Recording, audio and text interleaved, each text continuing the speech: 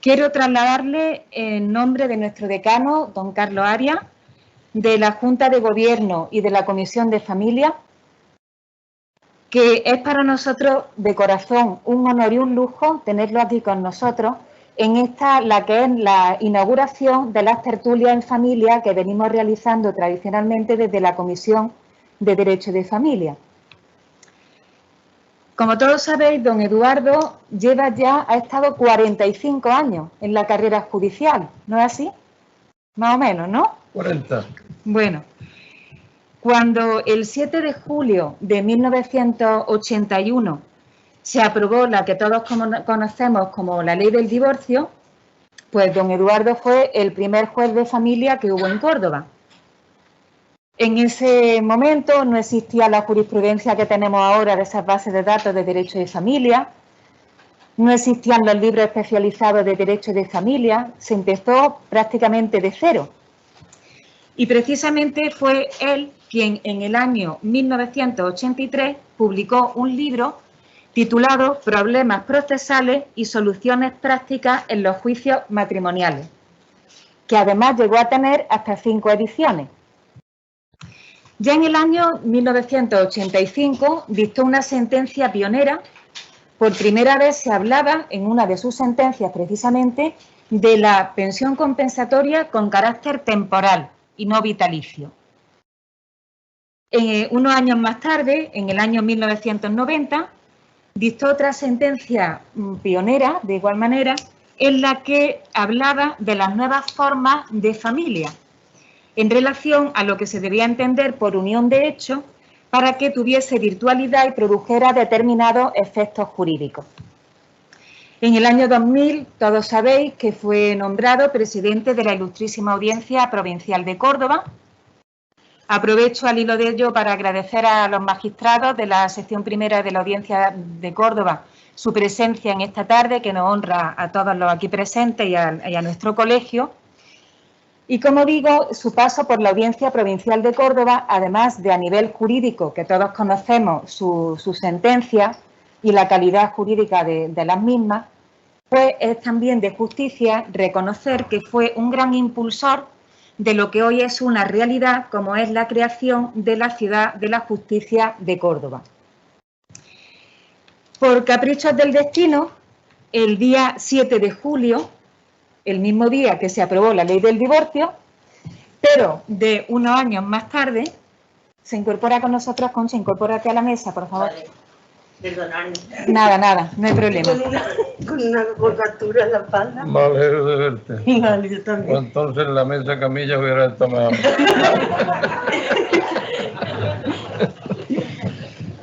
Bueno, como decía, el destino a veces es caprichoso y el mismo día, 7 de julio, el mismo día que se aprobó la Ley del Divorcio, pero como digo, del año 2014, tomó posesión como magistrado en la Sala Primera del Tribunal Supremo. Durante 6 años y 5 meses, si no me equivoco, ha estado en el Tribunal Supremo, donde ha realizado una prolífera actividad a través de sus sentencias en materia civil, en muchos ámbitos de derecho civil, pero especialmente, y lo que nosotros conocemos más, son las sentencias tan destacadas y tan importantes que ha dictado en el ámbito del derecho de familia. Ha mostrado siempre una sensibilidad especial en todos los asuntos que afectan al interés del menor y también ha afirmado públicamente su especial preocupación por algunas cuestiones muy relevantes, como por ejemplo la cuestión relativa a la exploración del menor, entre otras muchas. Uno de sus deseos es que el legislador acometa importantes reformas en materia de derecho de familia. Y precisamente esta tarde nos va a hablar de la incidencia de las últimas reformas legislativas en el ámbito de derecho de familia. Y él nos dirá si está conforme y si le parecen suficientes o entiende que se han quedado todavía cortos y hay mucho por hacer. Pues sin más, agradecerle nuevamente que esté aquí con nosotros. Estamos deseando escucharle y tiene la palabra. Muchas gracias. Con vuestro permiso me voy a liberar, ya que no tengo cerca a nadie, para poder hablar con mayor libertad, porque es que si no me siento enormemente coartado con el bozal. Ahora que se ha hecho la ley de los animales, ellos van libres y nosotros, bueno, ¿qué le vamos a hacer? Los tiempos son los que hay. Bueno, pues ante todo, muchísimas gracias al Colegio de Abogados por acoger este acto en su sede. Yo modestamente me considero parte de ese colegio, aunque sea solamente a efectos honoríficos. Aquí saludo a la vicedecana y le ruego transmita mis saludos al decano. Y a la vez que saludo pues, a todos los presentes, tanto presencialmente como virtualmente.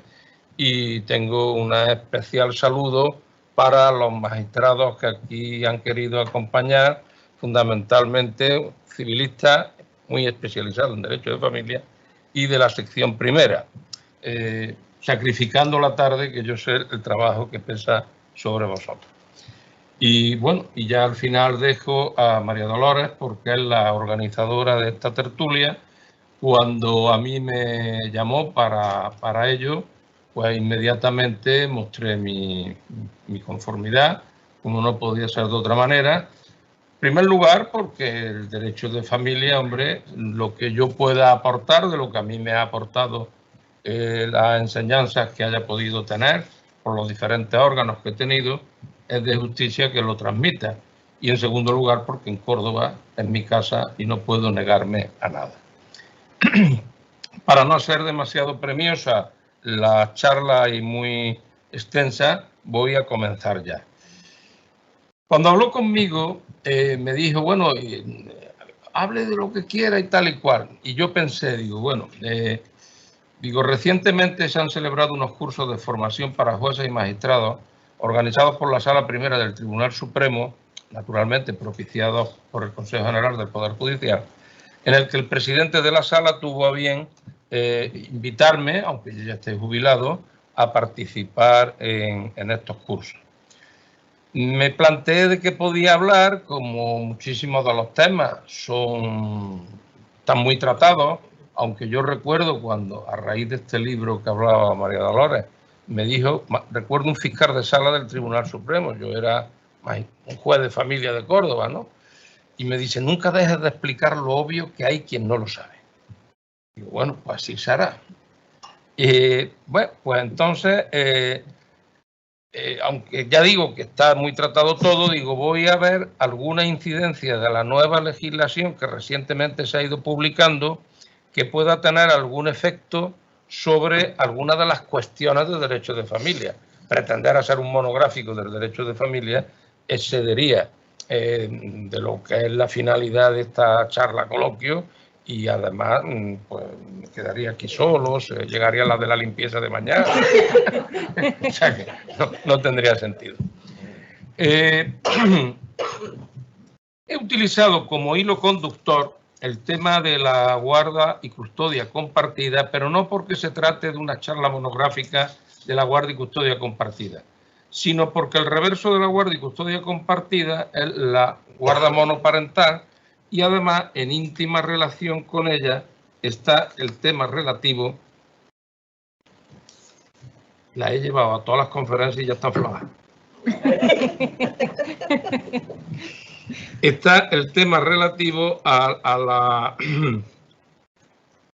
al derecho que tienen los progenitores de visitas, de comunicación y de tenencia en su compañía de los hijos. Y todo esto lo voy a ir enlazando de una manera directa o de una manera menos directa, o lo que no esté ahora mismo modificado, simplemente comentarlo, con una serie de cuestiones relacionadas fundamentalmente con el régimen de guarda y custodia de los hijos y con el derecho de visitas, de comunicación, de estancia y tal. Bien, entrando ya en materia, el Tribunal Supremo ha tenido siempre una metodología muy clara en materia de guarda y custodia compartida, y es que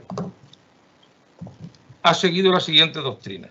Se ha de partir de la bondad del sistema, que no es excepcional, luego vamos a entrar en ello, sino que debe ser el normal. Y a partir de la bondad del sistema, la cuestión a dilucidar en cada caso será si ha primado el interés del menor al decidir sobre la guarda y custodia. Y a ello ha de prestar atención los tribunales de apelación y el Tribunal de Casación al resolver los recursos. Naturalmente, este interés del menor, el primero que ha de abordarla, va a ser el Tribunal de Primera Instancia al resolver y decidir sobre esta medida. El Tribunal Supremo tiene sentado un cuerpo de doctrina sobre el interés del menor como eje sobre el que han de girar las medidas que les afecten, por lo que las recientes leyes publicadas, al mencionar el mismo, son útiles porque lo resaltan, pero no introducen una novedad respecto a lo que ya venía sentado por el Tribunal Supremo y el resto de tribunales. La sentencia 318/2020, de la que luego se repetirá en algunas ocasiones, no porque sea emblemática, sino porque la he cogido, entre otras, destaca la importancia que tiene la motivación de las sentencias. ¿Y por qué? Porque esta motivación, en relación con el interés del menor, tiene que ser una motivación suficiente y huir de una protección del menor que sea aparente, puramente formalista y estereotipada, y no fruto de un riguroso estudio y análisis para indagar sobre el interés del menor. Y hecho este frontispicio con respecto al tema de la guardia y custodia, ahora me hago la siguiente interrogante. ¿Sigue vigente la doctrina de la Sala que considera que el sistema de guardia y custodia compartida no es excepcional, sino que debe ser el normal? La Sala viene reiterando, como acabo de decir, la bondad objetiva del sistema de guardia y custodia compartida, no como medida excepcional, sino como la más normal.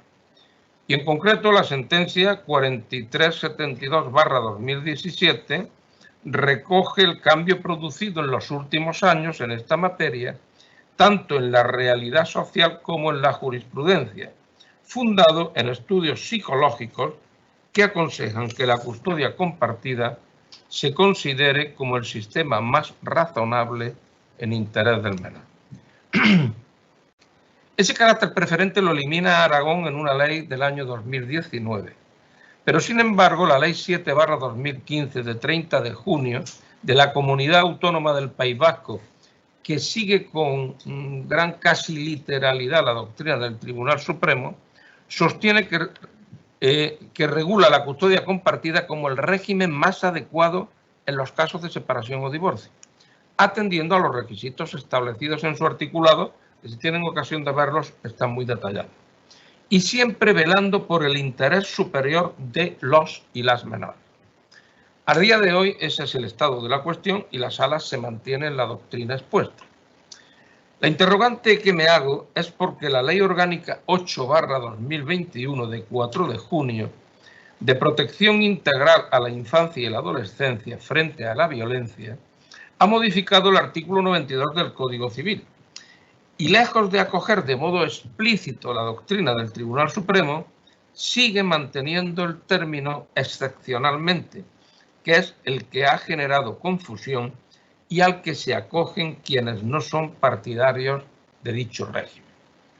Por eso, tanto los letrados que se dedican al derecho de familia como los jueces que han de aplicar dicho derecho han de estar atentos a que este argumento se pueda plantear para decir, como el legislador ha tenido la oportunidad y no ha eliminado el término excepcional, quiere decir que la doctrina del Tribunal Supremo no es la política legislativa, sino que lo suyo es que sea excepcional. Bien, esto ocurre porque, como antes interrogaba Dolores, la moderadora, se hacen reformas muy parcheadas. O sea, aquí, y ahora lo vamos a ver, había una finalidad al hacer la reforma, pero no se dan cuenta de que hay que hacer la reforma en todos los extremos del articulado. Porque si no, me acuerdo yo cuando era opositor y se estudiaba el Código Civil, cuando se decía que incurrió en antinomias irreductibles. Claro, tú tienes que hacer una política legislativa de conjunto. Ello antes era muy útil cuando pasaban las normas por la Comisión de Codificación. Pero si yo ahora lo que quiero es que inmediatamente salga en el BOE y ponerme una medalla de que yo voy por este sentido, que no es que sea malo la medalla que se ponga, sino que tiene un componente político, pero también un rigor técnico, y ese rigor técnico te lo tienen que decir los técnicos. En fin, pero bueno, ahí lo dejo. Bien, pues ahora voy a explicar cuál es la opinión que yo particularmente tengo al respecto.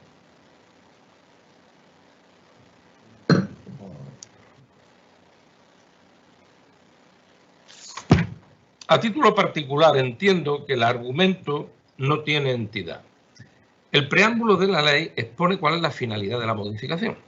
Afirma que la disposición final segunda modifica el artículo 92 del Código Civil para reforzar el interés superior del menor en los procesos de separación, nulidad y divorcio. Luego añade así como para asegurar que existan las cautelas necesarias para el cumplimiento de los regímenes de guardia y custodia. Si se hace una lectura integradora de los ordinales 5, 6, 7, 8 y 9 del artículo 92 del Código Civil, se colige que la clave es el interés superior del menor a la hora de decidir sobre el régimen de guardia y custodia del mismo. Y que esta valoración ha de ser llevada a cabo por los tribunales. Pues bien, el Tribunal Supremo, que está en la cúspide jurisdiccional en esta materia, sostiene que en principio el régimen que mejor cumple ese interés a favor del menor es el de guardia y custodia compartida, recogiendo en sus sentencias las razones en que sustenta su tesis. No la voy a relatar aquí porque la saben ustedes perfectamente, pero están muy repetidas.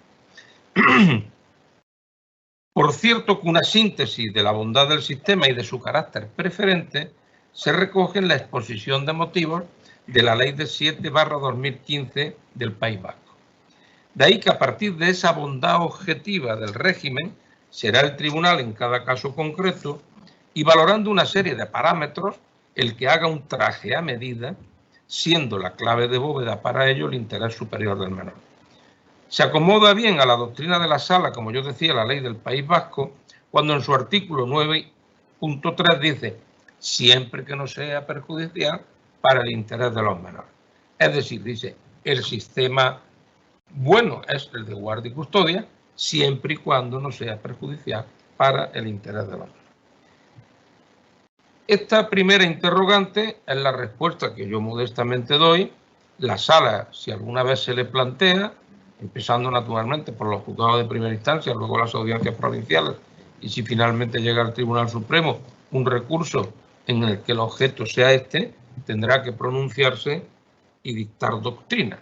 Y yo pues entonces diré si estaba en lo cierto o equivocado. Y si estaba equivocado, lo acepto. La ley establece una serie de bases para el tema de la guardia y custodia compartida desde el principio. Están establecidas en el artículo 92.6. Yo voy a detenerme solo en los dictámenes de especialistas que sirven para todas las materias, en la audiencia o exploración de los menores, que sirven también para muchas materias, en las relaciones entre los progenitores y en la violencia de género. En cuanto a los dictámenes de los especialistas, ese es un tema que a mí me ha preocupado mucho y Córdoba puede presumir de que tuvo el primer equipo psicosocial en dictámenes de especialistas, con una psicóloga y con una asistenta social, que se entregaron en cuerpo y alma a este tema y además sin retribución alguna. Luego, cuando se crearon los equipos ya por el Ministerio de Justicia, pues resulta que no entraron en el equipo. Pero bueno, la vida es así. Las injusticias existen y la injusticia es lo contrario a la razón. Pero bueno, así fue. Pero desde luego no puedo más que felicitar a ambas por la labor que hicieron. Pues bien, el artículo 92.7 del Código Civil dispone literalmente lo siguiente, que el juez, antes de adoptar alguna de las decisiones a que se refieren los apartados anteriores, de oficio o a instancia de parte, del fiscal o miembros del equipo técnico judicial o del propio menor, podrá recabar dictamen de especialistas debidamente cualificados, relativo a la idoneidad del modo de ejercicio de la patria potestad y del régimen de custodia de las personas menores de edad para asegurar su interés superior. Vamos a hacer una serie de puntualizaciones sobre dicho precepto. Primero, como se aprecia, no es obligado para el juez recabarlo, sino facultativo, podrá. La sentencia de 17 de marzo del 2017 afirma que el informe psicosocial no es imprescindible, pero sí conveniente en ciertos casos. La segunda puntualización es que dice el precepto que se trate de especialistas debidamente cualificados. Y ello enlaza con algo que yo he mantenido recuerdo una entrevista que se me hacía para la Asociación Abogados de Familia, y así lo decía, en que participo de la necesidad de juzgados especializados de ámbito provincial, para que puedan estar dotados de servicios comunes, preparados y con respuestas razonables en cuanto a plazos. Uno de tales servicios es el equipo psicosocial. Para que este servicio sea eficaz y útil, y no meramente de imagen, tiene que estar cubierto por profesionales con una sólida formación en la materia y ofrecer una respuesta rápida en el tiempo. En ocasiones los tribunales comprenden que les sería útil un dictamen psicosocial y lo obvian para no demorar en demasía el litigio. El transcurso del tiempo en un menor no se compadece con el de una persona mayor.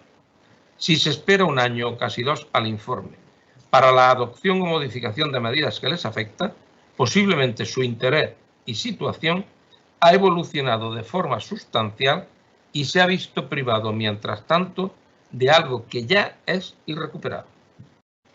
Tercera puntualización. Pero además, los tribunales, y así lo recordaba esta sentencia que he citado antes, la 318 de 2020, no deben obviar que esos informes son pruebas periciales, singulares, de especial relevancia, pero periciales, y por ende sujetas a valoración.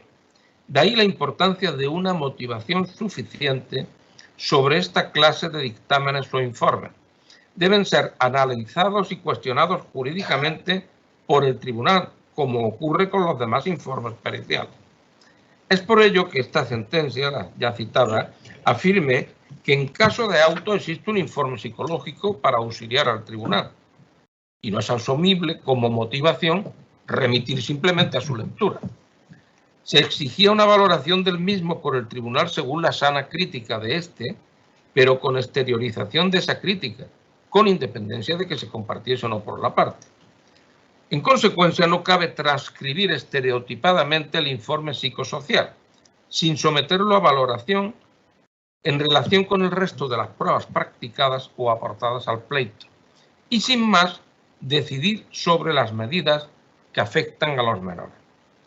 Sería tanto, añado yo, como delegar la toma de decisiones en el equipo psicosocial, haciendo dejación de las que corresponde al tribunal por su atribución constitucional. Pues bien, hecha esta exposición respecto a lo que es el tema de los informes de los equipos psicosociales, vamos a entrar en el tema de la audiencia de los menores. Este es un tema también muy interesante porque, y de ahí que yo predique la especialización que tiene que haber de todos los profesionales en la materia, porque nos movemos con un material muy sensible, que es un menor, en plena etapa de desarrollo físico y de su personalidad. Y por lo tanto, la sensibilidad ha de estar a flor de piel. Yo siempre he dicho en muchos cursos que cuando aquí empezó en Córdoba el juzgado de familia, pues muchas veces pienso que cometimos errores, porque se hace camino al andar.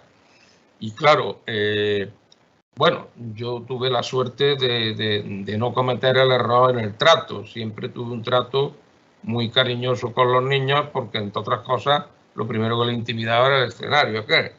Y luego, pues claro, si se encuentra un señor que de unas máquinas de escribir que había entonces, un hombre, el otro, y yo decía, quieto, León, no se va a asustar, pobre, hay que hablar de otra manera. Y bueno, pero se cometió algunas veces el defecto de hacerle, después de mucha introducción, de muchas preguntas periféricas y tal, pues mira, tus padres, hombre, se le decía con un estilo, ¿no? tus padres durante un tiempo no van a vivir bajo el mismo techo y tal, y no sé cuánto, con cuál de ellos quieres tú estar en ese techo sin perjuicio de que con el otro te vas a ver y tal, y no sé qué. Y claro, algunas veces decían, yo es que quiero estar con los dos, ¿no? Esa pregunta nunca se tenía que haber hecho, pero estábamos aprendiendo. Los equipos psicosociales algunas veces incluso actualmente la hacen, pero bueno, ese es otro tema. Puede que haya jueces que por ahí también, tampoco entro.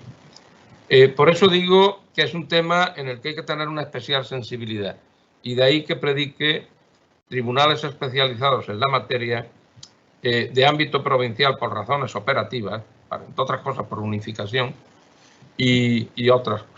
Bien, y sin más vamos a entrar en ello.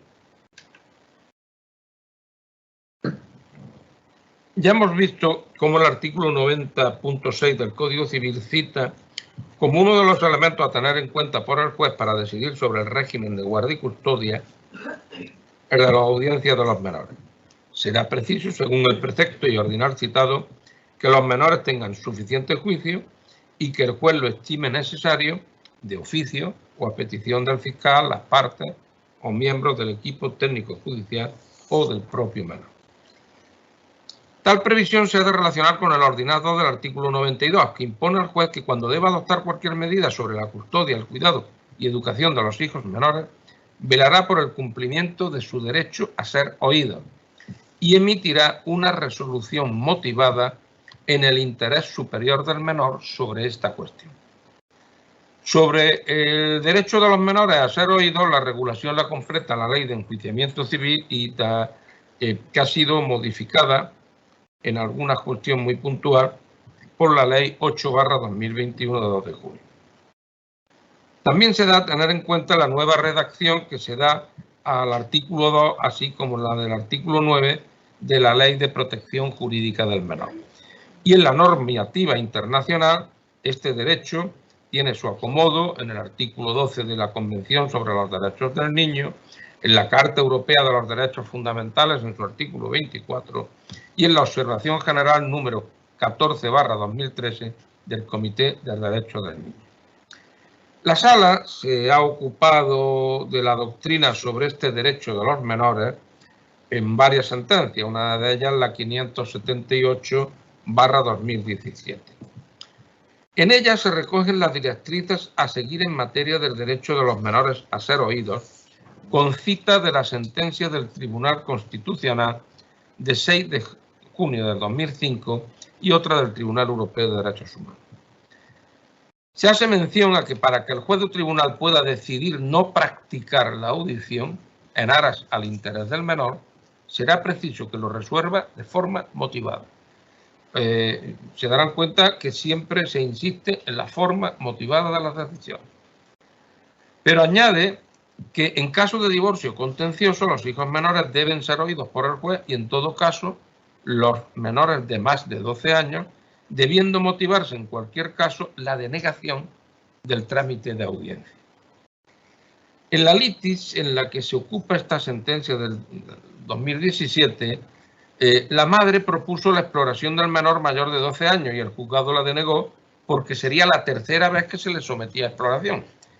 Y ya en la anterior había manifestado su opinión sobre las medidas en cuestión. Propuesta nuevamente la exploración ante la audiencia, esta insistió en su denegación. Pues dice, sin perjuicio de la importancia que pueda tener en general las exploraciones de los menores, lo que no puede realizarse es una judicialización de las mismas, en el sentido de que deban asistir en pluralidad de ocasiones a los juzgados a declarar sobre el mismo problema matrimonial existente, ni crearle conflictos de lealtad. Ya había acudido la menor al juzgado en 2 ocasiones. La Sala desestimó el recurso, en atención a que la exploración de la menor no había sido instada por ella, sino por su madre, así como porque su denegación en ambas instancias se encontraba suficientemente motivada con argumentos protectores del interés de la menor. En otra sentencia, la 18/2018, el problema es el mismo, porque se había denegado en ambas instancias la audiencia de los menores. Pero cambia la situación. ¿Y por qué? En el supuesto contemplado era que una abuela quería mantener con los menores una relación estrecha con un determinado ámbito de días, de horas, etcétera, etcétera. Era la abuela materna. Su hija había fallecido, con lo cual los niños estaban huérfanos de madre y estaban con el padre. ¿Y aquí cuál es el problema? El problema es que el padre no se opone a que se relacionen con la abuela. Y está claro que no hay obstáculos en este sentido para que se relacionen. Solamente se plantea el tema de la extensión de dicho régimen. Es decir, cuándo la podrán ver, si mucho, si poco o nada. Bien, nada no, que estaban de acuerdo. Pues bien, la sala hace aquí una serie de puntualizaciones doctrinales que considero de interés. Primero, que la exploración del menor, porque se había denegado, tanto como veremos luego, confundiendo la cuestión por el juzgado y por la audiencia, porque confundieron que era un medio de prueba. Y no era un medio de prueba. Y se hacen una serie de puntualizaciones en esta sentencia del 2018. Primero, la exploración del menor tiene por objeto indagar sobre el interés de éste, para su debida protección, y por ende no es propiamente una prueba, de forma que el interés del mismo no necesariamente ha de coincidir con su voluntad, debiendo valorar el juez su madurez y si sus deseos son propios del capricho o de influencias externas. En atención a la falta de madurez o de ponerse en riesgo el interés del menor, es posible que se le niegue su exploración, si bien de forma motivada, como reiteradamente venimos diciendo. Se trata de evitar que la audiencia directa del menor no le produzca un perjuicio peor que el que se pretende conjurar, pero para ello será preciso que el tribunal lo motive o que en su caso, en atención a ese interés, considere más adecuado que la exploración se lleve a cabo a través de un experto o a estar a la ya llevada a cabo por este medio. Y finalmente se dice, a veces se confunde la negativa a la exploración con una falta de método formal o psicológico, que era lo que yo decía antes, a la hora de llevarla a cabo. Pues lo que será perjudicial para el menor en tal supuesto no será su exploración, sino si ésta se hace con preguntas directas que le creen un conflicto de lealtades con consecuencias emocionales desfavorables para él. Se estimó el recurso de casación en este caso, porque, como afirmó la sala, la sentencia recurrida confunde la exploración del menor con un simple medio de prueba y motiva su inadmisión como si fuese esto último. Es cierto que no había que probar por estar admitida la estrecha relación entre abuela y nieto, ni tampoco que el progenitor del menor se opusiese a ella. Las dos cosas están más que probadas. Pero este no era el objeto del debate. El objeto del debate es el que yo he dicho anteriormente. De ahí que se concluyó de que era precisa la audiencia del menor, preservando su intimidad y sin crearle conflictos de lealtades, para decidir si en interés del mismo cabía reducir o no la relación personal entre abuela y nieto respecto a la que se venía manteniendo. Y otra sentencia, la 194/2018, sostiene que por la edad de los menores no es aconsejable la exploración judicial de ellos, pero sí estar a la llevada a cabo por un experto, que era el caso. Y otra, la 648/2020, de 30 de noviembre, muy reciente, anuló la sentencia recurrida por no haber rechazado motivadamente la propuesta de exploración u audiencia de los menores. Aquí, y hay expertos en la sala sobre el tema, a mí se me ha planteado algunas veces la cuestión, bueno, si yo me encuentro con un menor de 5 y de 6 años y considero que no tiene suficientemente juicio para explorarlo, si simplemente lo deniego y no hago una motivación, una vez que aquello llega casi al final voy a anular y vuelta a empezar cuando prácticamente se puede considerar que está claro que con esa edad no se debe ir a una exploración. No sé, habrá que ver. Toda la doctrina de la sala anteriormente expuesta se compadece con el marco normativo que hemos citado, pues las reformas o modificaciones sufridas por la Ley 8/2021 ya eran contempladas y exigidas por los tribunales y por la sala bajo el paraguas del interés superior del menor. Hombre, que la legislación lo incluya no es malo, porque ahora le da un contenido normativo a lo que podían ser declaraciones jurisprudenciales. Lo que sí ha supuesto una novedad, y es lo que vamos a ver ahora, es lo dispuesto en el artículo 18.2, regla cuarta de la Ley de Jurisdicción Voluntaria. Y decimos novedad en el sentido de que la Sala Primera no ha tenido oportunidad frontal de fijar doctrina sobre la materia. Y digo frontal porque hay una sentencia que, salvo error, es la que yo tengo anotada, muy reciente, la 705/2021, que toca algo. Así se hacía constar en la sentencia 318/2020, que todavía la Sala no había abordado este problema. Y por no existir doctrina sobre la Sala, sobre el tema este de una manera frontal, como digo, que goza de mucha literatura jurídica y ha sido objeto de debate en diversos foros, me voy a limitar a hacer una síntesis de la cuestión sin comprometer con conclusiones dogmáticas lo que en su día decidirá la Sala. No porque yo pudiese quedar contaminado, pues ya estoy contaminado de pensión, sino porque respeto a los magistrados de la Sala de la que vengo, que serán los que tendrán que dictar doctrina. Este artículo, el texto no lo voy a leer porque no se puede encontrar en cualquier base de datos y nos alargaría mucho la charla.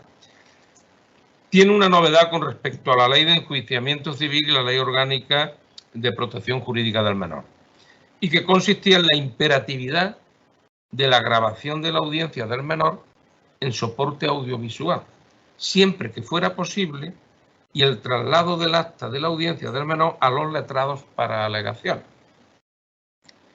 El Juzgado de Primera Instancia número 14 de Barcelona planteó cuestión de constitucionalidad sobre dicho precepto. Y lo que ahora nos interesa, en esencia, la cuestión era por existir una colisión entre el derecho a la intimidad del menor y el derecho de defensa del letrado. Pues en la audiencia del menor, por la materia que versa, el menor puede verter expresiones, deseos o hechos que afecten a su intimidad. Recayó sentencia del Tribunal Constitucional el 9 de mayo del 2019 por la que se desestimó el recurso.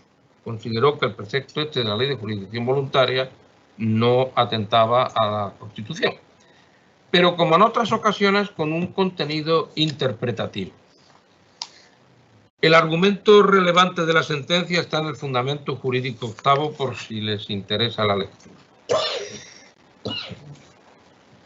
El precepto en cuestión ha sido modificado en esta regla cuarta que estamos comentando por la disposición final 15ª de la Ley Orgánica 8/2021 de 4 de junio de protección integral de la infancia y la adolescencia frente a la violencia, y que queda redactado en los términos que pueden ver.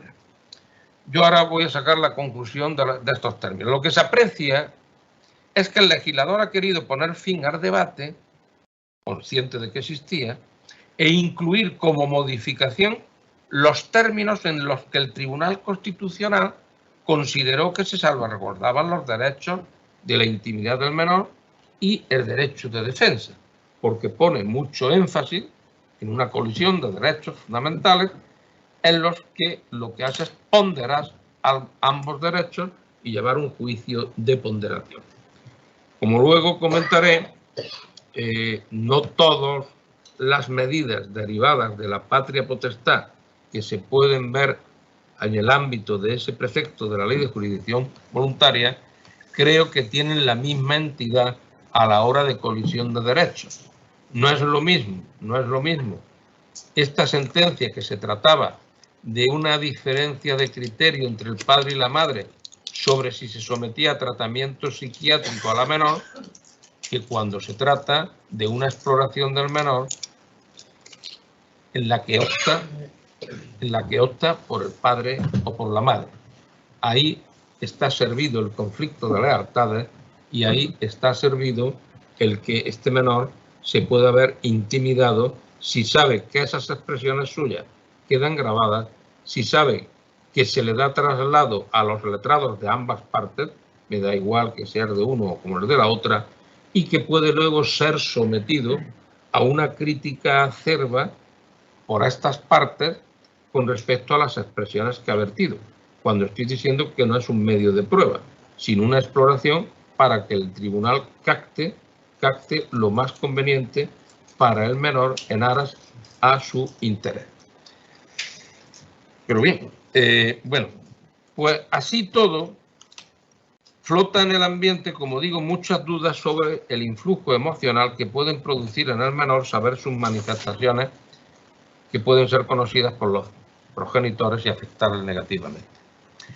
De ahí la importancia, recogida ya en la doctrina de la sala, y que ya antes he referido, de la técnica a seguir en la práctica de la audiencia e incluso de la admisión de la misma, a fin de evitar, como recoge la doctrina, un maltrato emocional de los menores en la judicialización del conflicto familiar.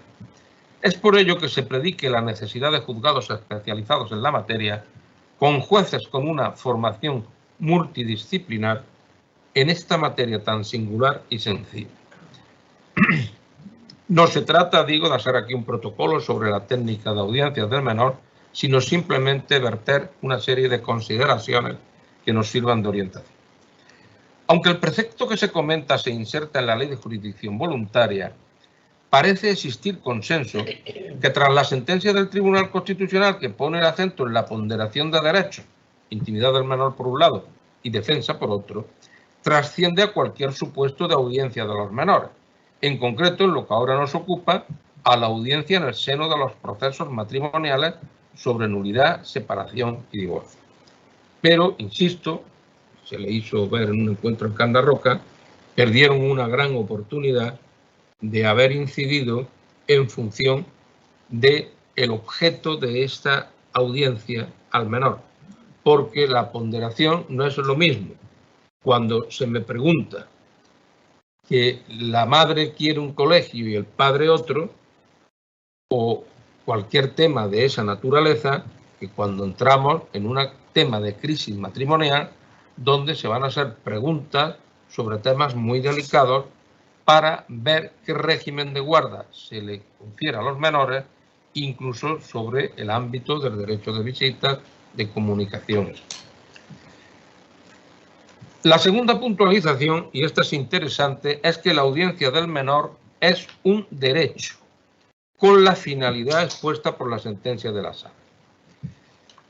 Por lo tanto, y esto sí puede enlazar con la información que se le ha de dar al menor, que es decirle, tú tienes derecho a que yo te explore, pero no estás obligado. Y ahora decirle, di si estás de acuerdo en que te explore, si estás de acuerdo en que se grabe aquello que yo, juez, voy a considerar, como dice y luego lo vamos a ver, relevante para lo que aquí se ha de decidir, y que tenga conocimiento de esto las partes, es decir, tus padres, porque yo lo que tenga conocimiento de los letrados me figuro que no es lo que más les va a preocupar, sino sus padres, sus progenitores. Por tanto, hemos de tener claro que se trata de un derecho. Y en la información que ha de tener el menor antes de la exploración, posiblemente se le podría informar de estas cuestiones. Claro, cada familia tiene una singularidad. Y a lo mejor un menor está totalmente despreciado por uno de sus progenitores, dice, ¿cómo que a mí no me importa en absoluto? Lo que quiero que quede claro que no quiero verlo en pintura. Vamos, muy bien. Pero es un derecho que tiene el menor, que él lo ejerce y que además está de acuerdo que aquello conste y que tengan conocimiento. Por eso digo que habrá que ver cada caso concreto, porque aquí no se están resolviendo procedimientos singulares, sino dando directrices generales. Se habrá de estar a las circunstancias de cada supuesto, como digo, a la hora de acotar lo más relevante de la exploración para decidir sobre la controversia. Se ha de evitar, como ha venido reiterando la sala, preguntas directas que creen un patente conflicto de lealtades en el menor con desfavorables consecuencias emocionales para él. Y se debe indagar de modo sencillo sobre cuestiones relacionadas con la organización familiar, de las que el juez pueda extraer consecuencias. En la reciente ley, decreto ley, que se modifica el Código Civil catalán, precisamente al hablar de la guardia y custodia compartida, se van, aparte de decir que se tendrá en cuenta la opinión de los menores, pero sí dice antes que se tenga en cuenta todo este tema de las relaciones familiares, etcétera, etcétera, para tú saber qué rol jugaba cada progenitor en la vida del menor. Y de esta manera tú poder sacar conclusión. El acta la redactará el letrado de la Administración de Justicia, haciendo constar los datos objetivos del desarrollo de la audiencia: juzgado, día, hora, lugar, intervinientes, nombre y apellido del niño, niña, adolescente, información previa. Ahora bien, el contenido de la exploración o de la audiencia ha de ser la voz del juez, por ser una apreciación judicial propia, y en ella habrá de reflejar las manifestaciones del niño, niña o adolescente imprescindibles por significativas y por ello estrictamente relevantes para la decisión del expediente. Esto es lo que dice la ley y esto fue lo que dijo el Tribunal Constitucional. Y con ello se dice que se cuida la intimidad del menor. Bien, una vez cumplidas esas exigencias legales, con el traslado del acta a los letrados, se hace una pregunta a la doctrina y a algunos de si no existe el peligro de que la intimidad no quede suficientemente protegida en el devenir posterior de las relaciones paterno-filiales. Por ello, en este singular supuesto, yo creo que el Tribunal Constitucional perdió una oportunidad. Bueno, pues como digo, estos son unas reflexiones a la espera de que la Sala vaya creando un cuerpo de doctrina al decidir sobre los recursos que exijan un pronunciamiento sobre la materia. Yo recuerdo, hablando de otra materia, como era el tema de los productos financieros, que como aquí se imita todo, le decimos productos. Para mí producto es el Nescafé, otro un contrato.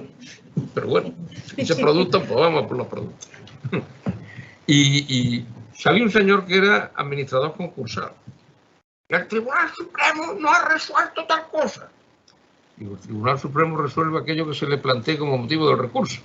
Porque si el Tribunal Supremo resuelve algo que no es motivo del recurso, lo ha resuelto sin oír a las partes. Y un derecho fundamental, si usted conoce la Constitución, es que no se puede provocar indefensión, que hay que oírla. Pues bien, aquí el Supremo resolverá si alguna vez le viene planteado como motivo del recurso la forma de llevar a cabo esta exploración y fundamentalmente el tema del acta, el contenido del acta, el traslado que se le dé cuando la Sala plantee si le llega esto, pues tendrá que ser una sentencia muy detallada de todas estas cuestiones que yo aquí a vuela pluma acabo de preguntar, porque todas ellas, qué duda cabe que están íntimamente relacionadas.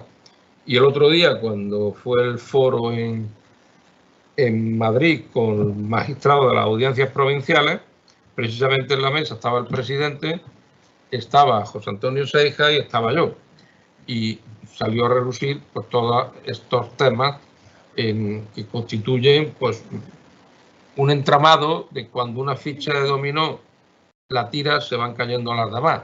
Por lo tanto, se ha de ver todo lo que es derecho del menor, todo lo que ha de ver cómo se redacta esa acta, qué se incluye en el acta, la información del menor, que es importantísima, y luego el traslado a los letrados.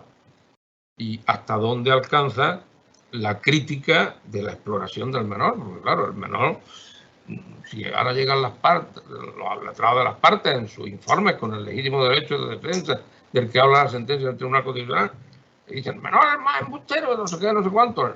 Al crío le crean, también dependerá de la madurez que tenga el menor, no es lo mismo la exploración a los 16 años que a los 11 o 12 o 9, si considera el juez que tiene suficiente juicio. En cuanto a las relaciones entre los progenitores, prácticamente está todo dicho. Es decir, lo que tiene dicha la Sala es que a la hora de decidir sobre el régimen de guardia y custodia solamente se tendrán en cuenta cuando repercutan o sean perjudiciales para el interés del menor. No cabe, como en algunas sentencias se ha visto, decir, no tienen buenas relaciones. Hombre, claro, si las tuvieran buenísimas no se hubieran divorciado. Tienen que ser, como se dijo en una sentencia ya en el año 2014, que de un nivel superior al de la propia situación de crisis matrimonial. Y entramos en el tema de la violencia de género, que es un tema muy delicado. En cuanto a la violencia doméstica o de género, en el seno de los procesos matrimoniales se contemplan dos situaciones. Una, efectos de guardia y custodia de los hijos, en el artículo 92.7 del Código Civil, y otra, a los efectos del derecho de visita, comunicación y tenerlos en su compañía, en el artículo 94 del Código Civil. Vamos ahora a la guardia y custodia compartida en el artículo 92.7.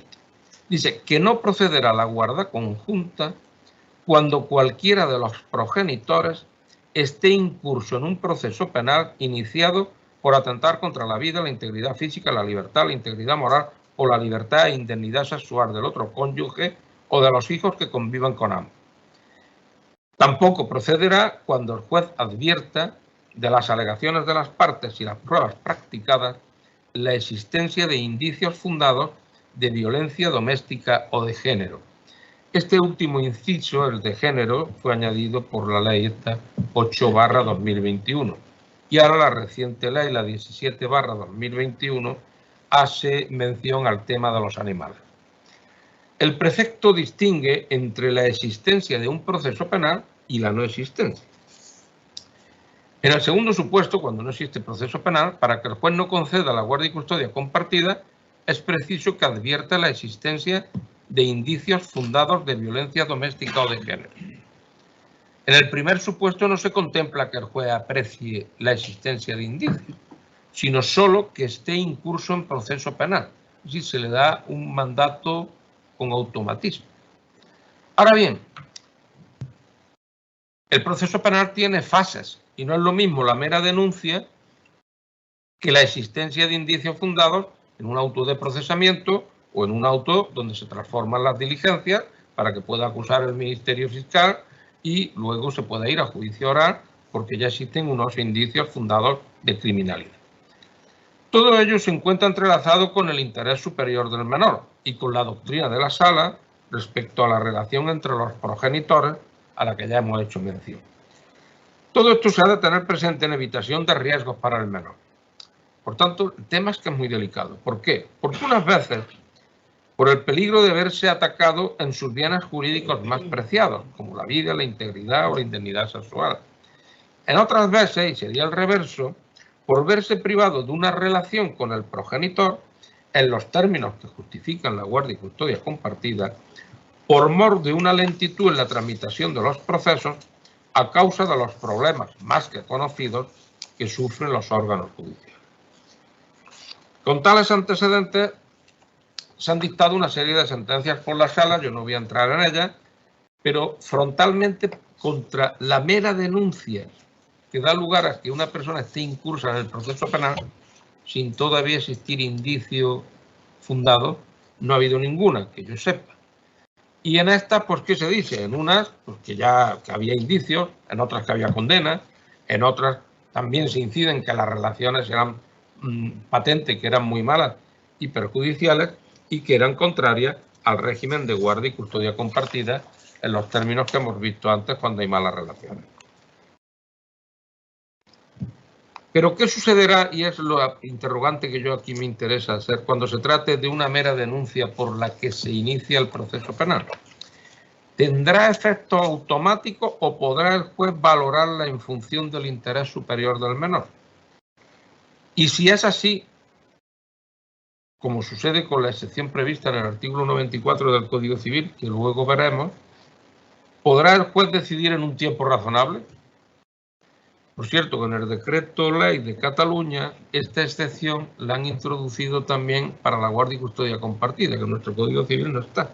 En el artículo 92 está en el 94, pero no en el 92. Y en el decreto, que está publicada el 21 de enero, en el boletín del 21 de enero, sí he visto que aparece esta excepción. Habrán tenido en cuenta a lo mejor la crítica de la doctrina sobre el precepto del Código Civil. Téngase en cuenta que el juez por lo general no se encuentra dotado de los medios suficientes para evaluar la relación paterno-filial del hijo con el progenitor bajo la clave de bóveda del interés superior del menor. El juez viene obligado a evitar riesgos al menor, pero debe tener en su mano mecanismos flexibles y no verse altamente encorsetado, pues cada familia tiene sus singularidades.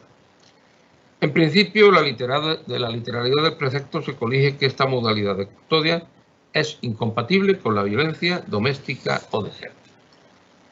Pero esa no es la pregunta. La pregunta es si basta una denuncia por violencia doméstica o de género, simple y llanamente denuncia. Los tribunales tienden a huir de ese automatismo y flexibilizan los términos legales. Dilucidan en cada caso las circunstancias concretas de las relaciones paterno-filiales y deciden atendiendo al principio rector del interés del menor, que es lo que se impone en la materia.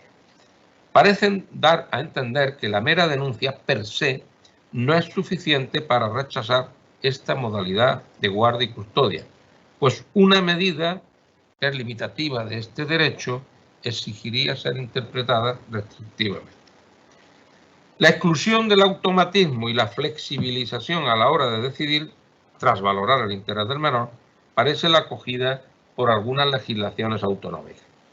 En Aragón, sin embargo, ha habido últimamente una ley del 2019 y un juez de Zaragoza pues, ha planteado una cuestión de constitucionalidad sobre el precepto aragonés, similar al del Código Civil sobre el automatismo del proceso penal sobre la guardia y custodia compartida.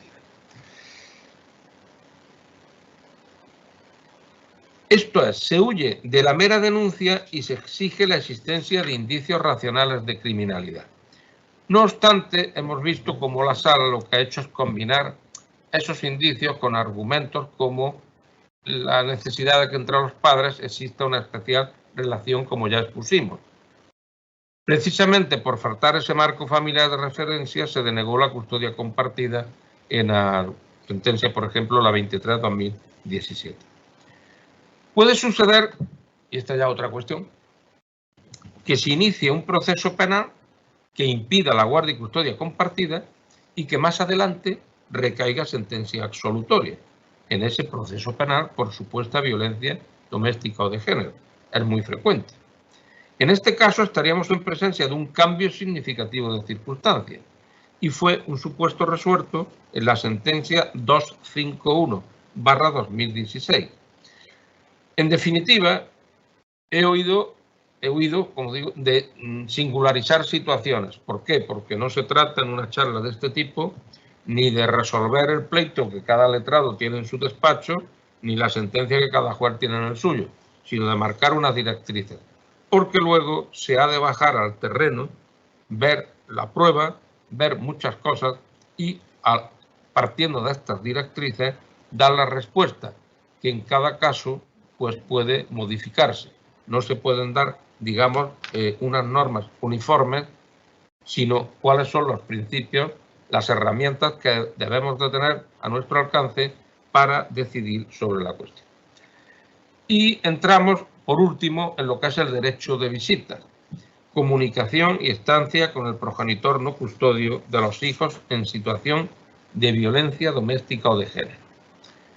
La doctrina de la Sala sobre esta cuestión se plasmó en una sentencia 680/2015 que cita la normativa aplicable y los criterios que se han de seguirse y fija como doctrina que el juez o tribunal podrá suspender el régimen de visitas del menor con el progenitor, y se podrá, condenado por delito de maltrato con su cónyuge o pareja o por delito de maltrato con el menor o con otro hijo, valorando los factores del riesgo existente. Aquí el juez valora. El artículo 94 ha sido modificado por la ley y lo que destaca es el párrafo cuarto del mismo en lo que aquí es de nuestro interés. Habrá que esperar a su interpretación por nuestros tribunales, pues la doctrina ya se ha ocupado de hacer objeciones incluso sobre posible quebranto de derechos fundamentales. ¿Y por qué? Porque este artículo 94 lo primero que hace es, cuando exista una denuncia por maltrato de violencia doméstica o de género, Se suspende el régimen de visitas, de comunicaciones y estancias. Y excepcionalmente, es decir, se está partiendo de la presunción de que existe el delito.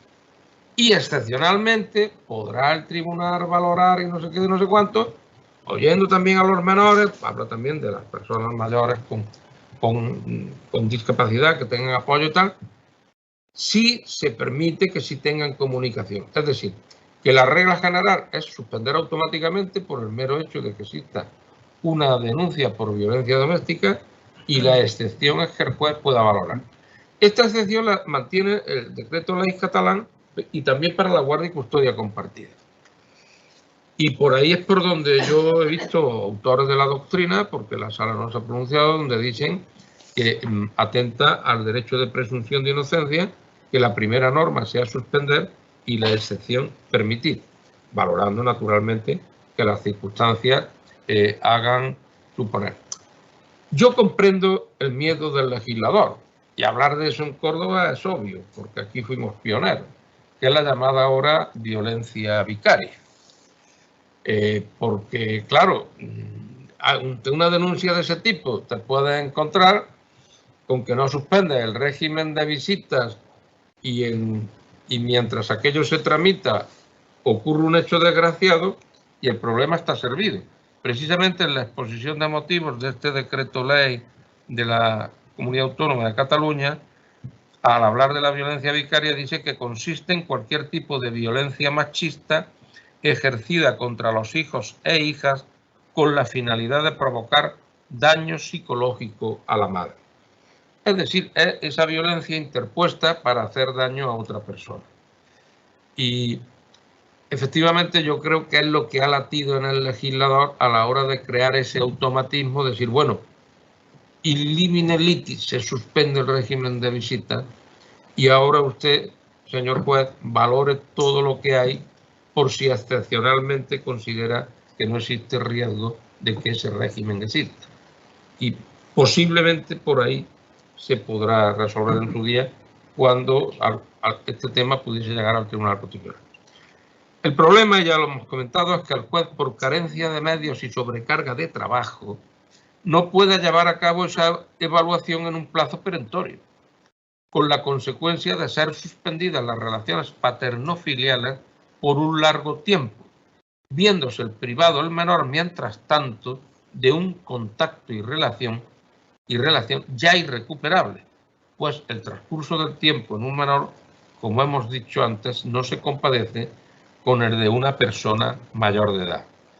Como vemos, y con esto termino, muchas veces lo que nos encontramos es con una sobrecarga de trabajo, con una carencia de instrumentos para resolver en plazo oportuno ciertas cuestiones que, si bien en principio cercenan un peligro, mantenidas en el tiempo, si ese peligro no existían, pueden ser gravemente perjudiciales para el progenitor no custodio y para el propio desarrollo de la personalidad del menor.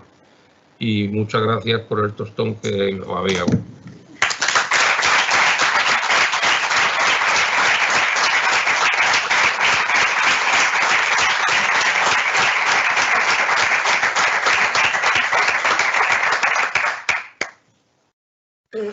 Muchas gracias, por supuesto, a ti, Eduardo, por tu magnífica puntualizaciones sobre esta reforma, ¿no? Claro, hay mucha materia, muchas cosas y había que, pero vamos, genial, la he expuesto divinamente.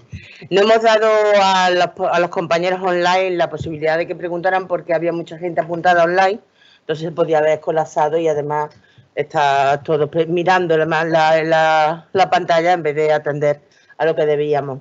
Por lo tanto, de vosotros los que estáis aquí, si tenéis algún tipo de pregunta para el ponente.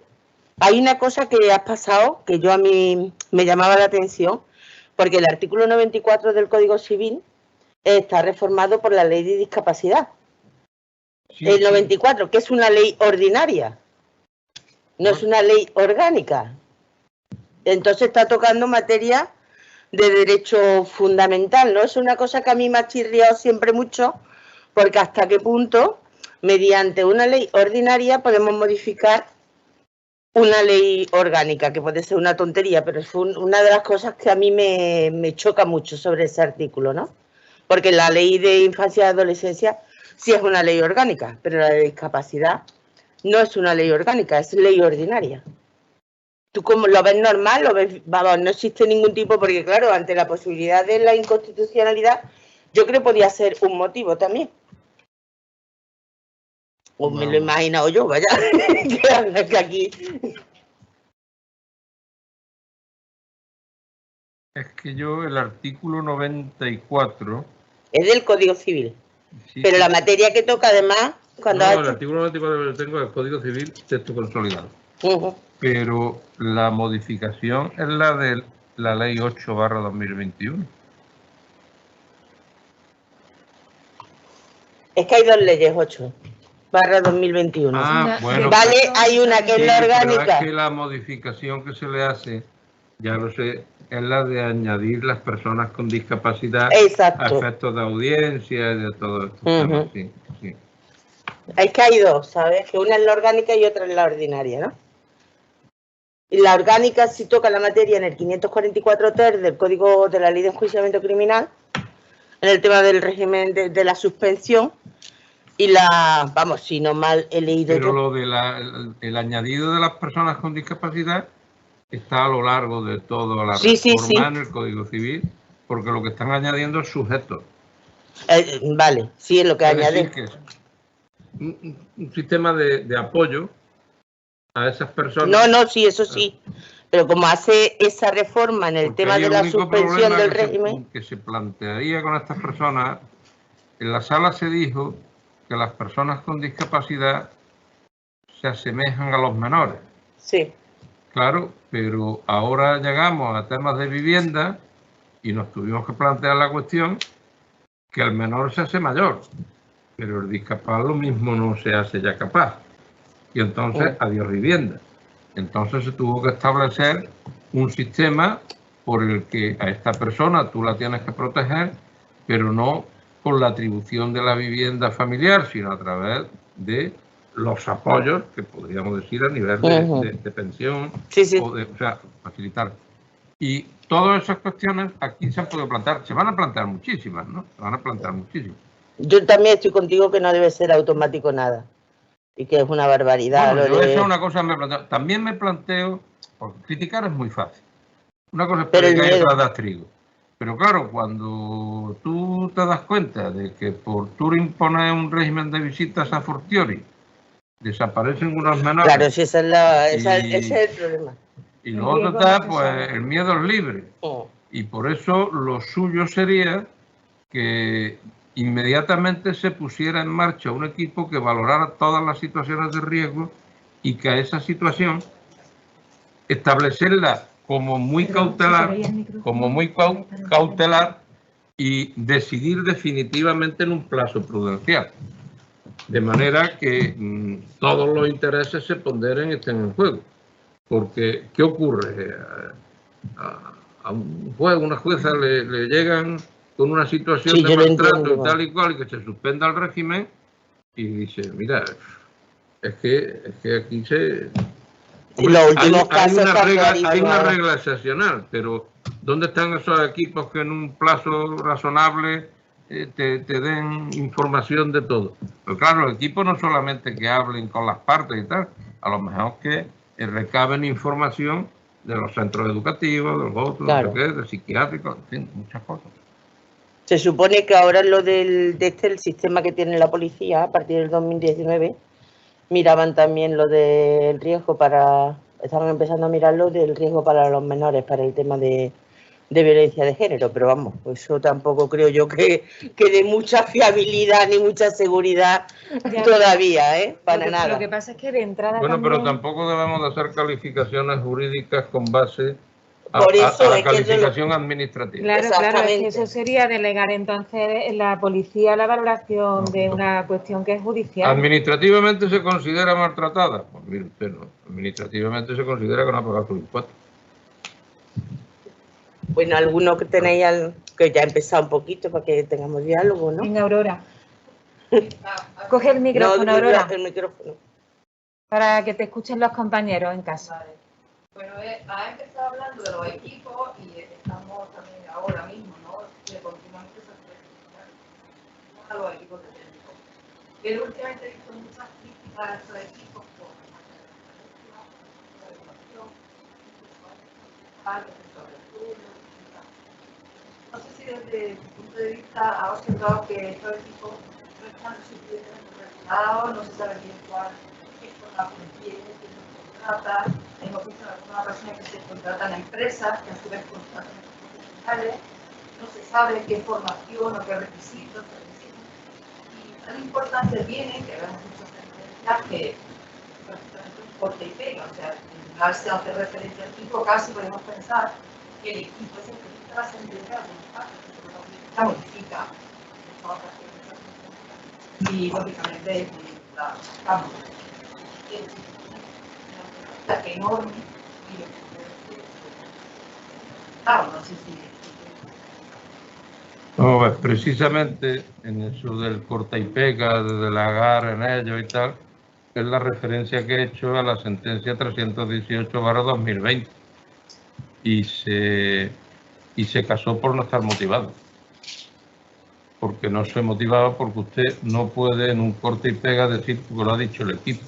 Usted, entonces el equipo le pone usted la toga y usted se va, ¿no? O sea, no. El problema es la regulación, no, la regulación, como eso lo llevan o bien el Ministerio de Justicia en las ciudades que dependen del Ministerio, o bien las comunidades autónomas en las que tienen competencias transferidas, la regulación de esos equipos psicosociales pues están, digamos, reguladas por... O sea, el tribunal no entra en decir cuáles son la cualificación, sencillamente ya le viene un informe de un equipo psicosocial. Como no entra en la cualificación de los peritos, hombre, claro, puede entrar en la cualificación de los peritos si ese señor no es perito de esa materia, pero si aquí ya la administración te dice que es un equipo especializado en esta materia. Ahora bien, de ahí que yo insistía en que lo mismo que puede haber corta y pega de los tribunales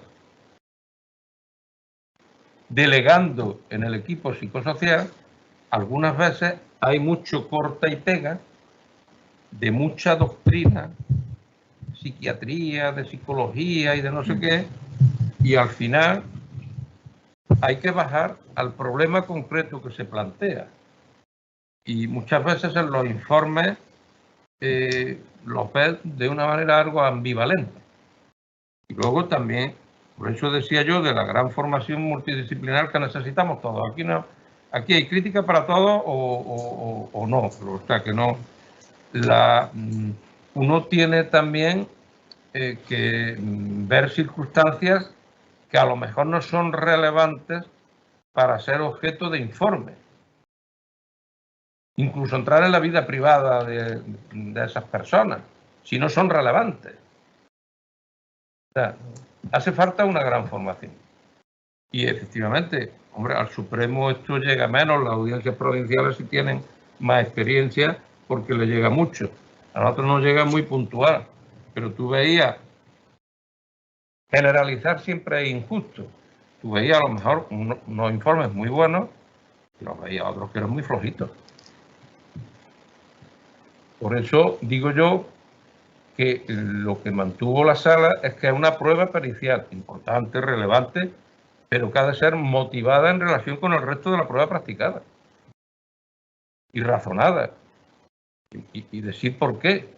No decir, bueno, como el equipo psicosocial ha dicho que no es conveniente la guardia y custodia compartida, pues no es conveniente. Eso no es motivar un informe.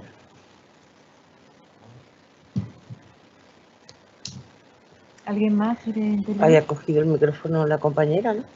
¿No? Que estaba para... Que no quieren preguntar nada, ¿no, hija? Yo sí quería hacer plantear una cuestión que me ha resultado, bueno, enhorabuena, don Eduardo, como siempre, magnífico por su intervención. Pero sí quería plantear una cuestión en relación, me ha llamado la atención cuando dice no ha llegado al Supremo ningún recurso sobre la forma de practicarse la audiencia del menor. Y es que, si lo pensamos bien, es muy difícil que llegue nunca ese tipo de recurso al Supremo, porque claro, partiendo de la base de que los letrados no tenemos presencia en ese tipo de... no es una prueba, por eso no podemos no podemos exigir estar presentes, pues la verdad es que ahí se entiende lógicamente el conflicto de intereses y además que daría lugar a, entiendo que podría dar lugar a muchos problemas, pero sí en cierta manera a veces sufrimos cierta indefensión porque tenemos que acatar sin posibilidad de ver, se presume, y todos somos profesionales, que todos tenemos esa obligación de confidencialidad, de preservar y respetar los intereses y derechos del menor, pero por ejemplo el Ministerio Fiscal está presente en esa exploración y los letrados no tenemos oportunidad de ver cómo se ha llevado efecto, y etcétera, ¿no? Entonces ahí eso creo que va a ser muy difícil que llegue nunca a plantearse en el Tribunal Supremo. Tenemos que estar pues a lo que le dice el menor a los progenitores y normalmente los menores pues le suelen contar a cada uno de sus padres una versión según lo que saben que cada uno de ellos quiere escuchar, con lo cual ahí, entendiendo por supuesto todo el respeto que merece el menor y que eso puede ser problemático, pero sí es verdad que puede hacer agua en lo que es el derecho de defensa de las partes, en ese tipo de actuación. Bueno, para empezar, el Ministerio Fiscal no defiende a ninguna parte. Por su estatuto defiende a los menores. Claro. Por lo tanto, está sujeto al principio de legalidad lo mismo que el juez. Es decir, se muestran en un tono de imparcialidad. El letrado de cada parte, deontológicamente, tiene que defender a su parte. O sea, no es algo peyorativo de suyo, ¿no? ¿Cómo puede llegar? Pues puede llegar si se considera que es obligatorio darle traslado del acta y no se la da. Y entonces puede pedir una nulidad. Normalmente le va a llegar más a las audiencias provinciales que al Tribunal Supremo. Y ahí es donde se plantea este problema. Si es que yo creo que ahí lo del precepto de la ley de jurisdicción voluntaria está pensando en problemas derivados de la patria potestad, pero no de un procedimiento tan singular y concreto como son las crisis matrimoniales con temas de guardia, custodia y régimen de visita. Porque aunque estemos hablando de ponderar el interés del menor y el derecho de defensa, habrá que ver si esa exploración, que lo único que el fiscal es vela porque sea en interés del menor, porque tampoco lo mismo que hay un letrado de la Administración de Justicia, es decir, que no se le dice al juez, enciérrese usted con este menor en un despacho y haga usted lo que quiera, no. O sea, aquí hay una serie de controles. Y bueno, pues quiere decir que es que a lo mejor eso es una apreciación con una serie de preguntas que hace el juez y luego tiene que valorar con el resto de las... Pero vamos, yo lo que sí digo es que este tema tiene tal singularidad que sin más decir que está dentro del 18.2 regla cuarta y que bueno, ya grabarlo todo, darle, vamos a ver, pero si la confidencialidad está muy bien, pero todos sabíamos que además que muchas veces... que salía en televisión la grabación de la declaración. Y además que yo creo que todos los que estamos aquí somos conscientes del daño que le supone a los menores la exploración, porque el niño es que muchas veces todos lo vemos antes de entrar, que no sabe si mirar al padre, mirar a la madre, es que yo me planteo hasta qué punto no es lo mismo, beneficia... a un niño tú le dices, mira que te vamos a explorar porque tu madre quiere que vaya a este colegio y tu padre al otro. Y el niño dirá, no sé, pues mis amigos están en ese. Pero cuando tú le planteas un tema tan delicado como este, es muy duro. Incluso... Entonces ahí estamos hablando con personas con un material muy sensible. Y yo creo que, porque ya digo que en este caso era si el tratamiento psiquiátrico era conveniente o no, fue lo que dio lugar a esta sentencia del Tribunal Constitucional. Pero no un tema propio de procesos matrimoniales, con una medida tan singular como es la guardia y custodia y el régimen de visita. Y yo ahí, pues la verdad que se me abren muchas dudas. Yo no sé en la ponderación de derechos hasta dónde llega el derecho de defensa y hasta dónde llega el derecho del menor, teniendo en cuenta que no es un medio de prueba. Lo que no puede luego el juez, a mí el menor me ha dicho que le pegó, pero no son hechos propios de prueba. Se trata por eso el Tribunal Constitucional lo ha dicho muy claro, aquello que sea totalmente imprescindible y relevante para el objeto a decidir. Claro, el objeto a decidir es la guardia y custodia, no otros temas, ¿no? El problema está ahí. Yo no sé si al Supremo le va a llegar o cuándo le vaya a llegar. Lo que sí sé es que las audiencias provinciales sí lo van a ver seguro, si es que no le ha llegado. Nosotros lo que estamos haciendo es que se hace un acta. El acta ya te mueve en qué se puede recoger por la intimidad del niño y luego tú cómo lo puedes eso plasmar en la sentencia si te dice el niño algo que es relevante para el tema de la guardia que no han dicho.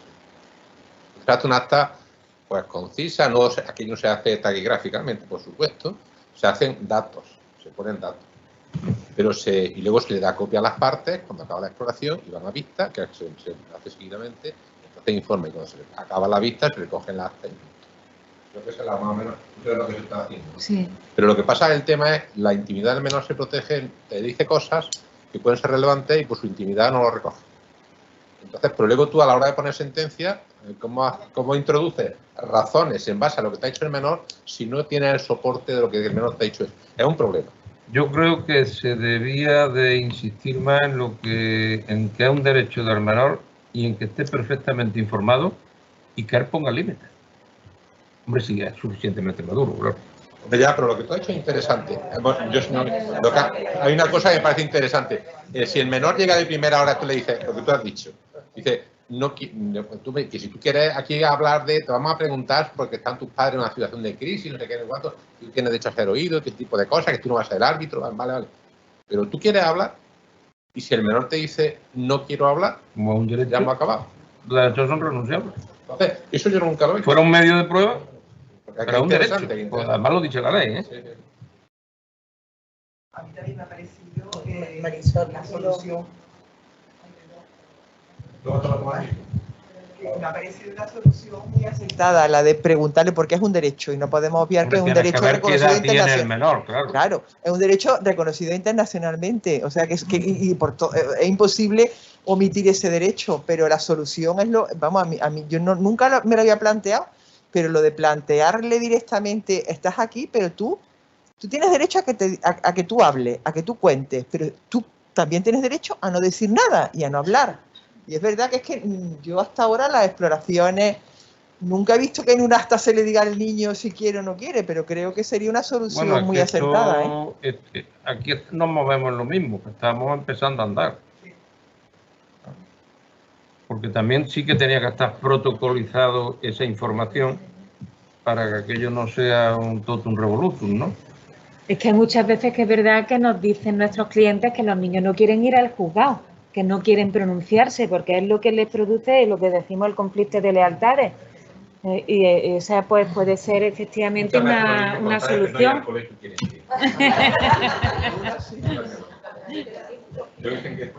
No. Mira, se planteó en el foro ese, los niños llegan al recreo y presumen de tal y tal. Son todos hemos sido niños y mi papá es capitán. Los tiempos cambian. Antes se jugaban con unas cosas y ahora tienen las tablas y tienen los sentimientos no varían ni las preocupaciones. Los niños van sudando con un estrés y los grandes. Así que figúrate el niño.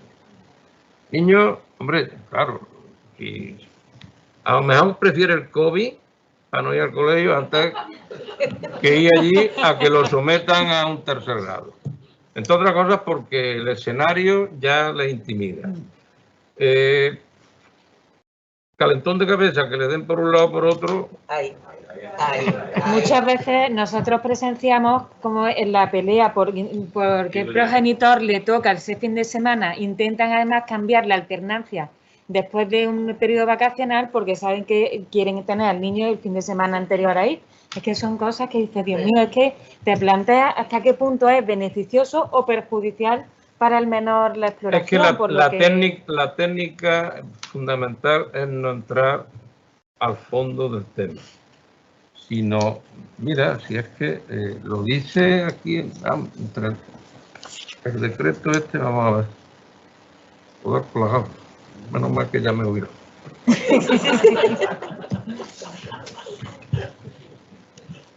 Hasta la gafa está floja.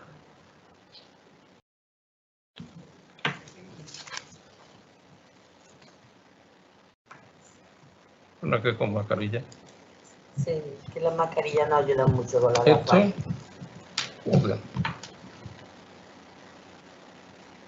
Para determinar el régimen, dice, criterios para determinar el régimen y manera de ejercer la guardia.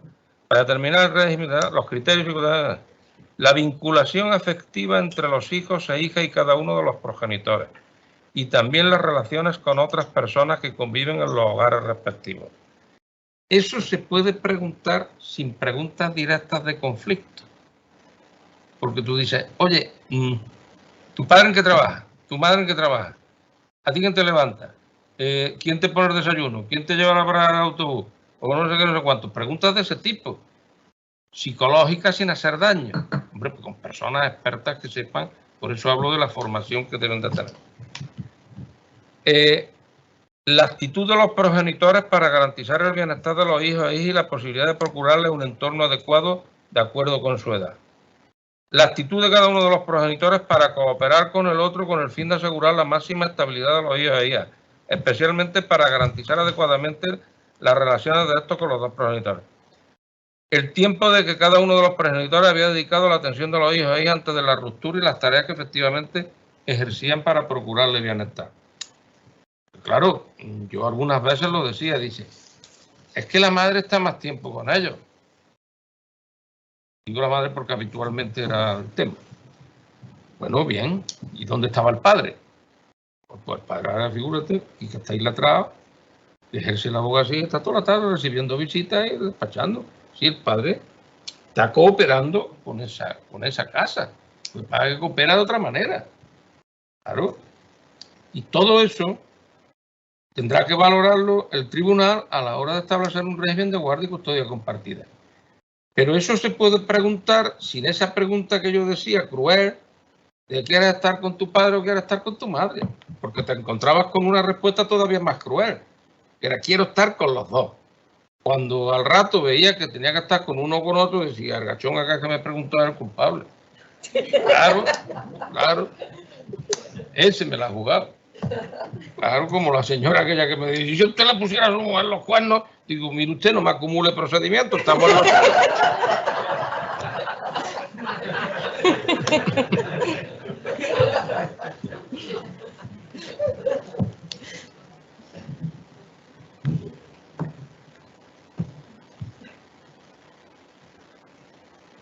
Bueno, ¿alguna cuestión más queréis plantear? Don Eduardo, nos echan falta que tantas veces como hablamos en materia de custodia compartida con la vivienda, los problemas que tenemos siempre y que el legislador no dice nada de vivienda en materia de custodia compartida, no dice nada tampoco de alimentos en materia de custodia compartida. Seguimos estando como antes, a pesar de tantas reformas. Son mejores las reformas que se están haciendo en las comunidades autónomas que la del legislador del derecho común. Pero, claro, lo que pasa es que esas reformas tienen que ser una reforma total. Tú lo que no puedes ir parcheando, porque si no es como los del torero malo que no sabía dónde ponerse. Ya le dije uno, estate quieto. Pues casi mejor que se queden como tal. Porque si pone aquí un pego, quita allí el otro, pues ya vuelve loco, claro. Pero efectivamente sí, eso lo hemos dicho siempre en todas las... Además, lo mismo que se ha mantenido en todos los foros y se ha repetido continuamente, un buen sistema de medida efecto de la nulidad, separación y divorcio no es la única causa, desgraciadamente. pero es un paliativo para supuestos de violencia de género. Porque unas medidas que no ponderen los intereses en juego, pues crean conflictos y que algunas veces cuando te encuentras con alguna persona que no se amuebla muy bien sus frenos, pues pasa lo que vemos con tanta frecuencia, ¿no? Por desgracia.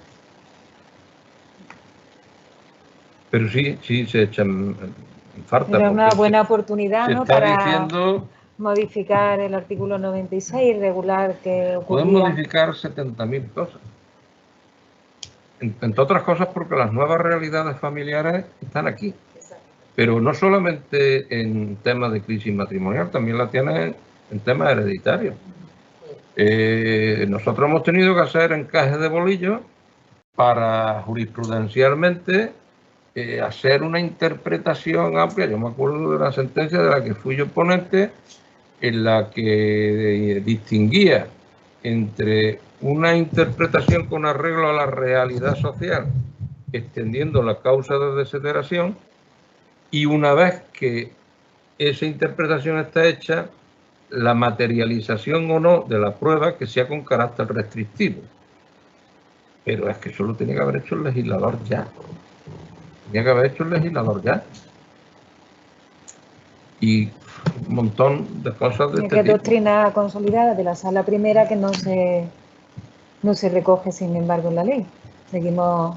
Bueno, lo del tema de sesionar que yo he planteado, claro, cualquier letrado o letrada puede decir, no, bueno, esto lo interpretó el Tribunal Supremo, pero después de su interpretación ha llegado el legislador y lo ha dejado. Luego quiere decir que es voluntad legislatoria. El problema es que tapaba la exposición de motivos y eso, no habían visto eso por ningún lado. Tenían interés en un determinado tema, lo mismo que cuando se ha ampliado el tema de las personas con discapacidad. Era una ocasión, en primer lugar, para redactarlo mejor. Porque, vamos, había un autor que decía que una coma te cambia un testamento. Y es que la redacción es... La redacción es que dice, yo me acuesto y mañana por la mañana a ver si estoy más despierto.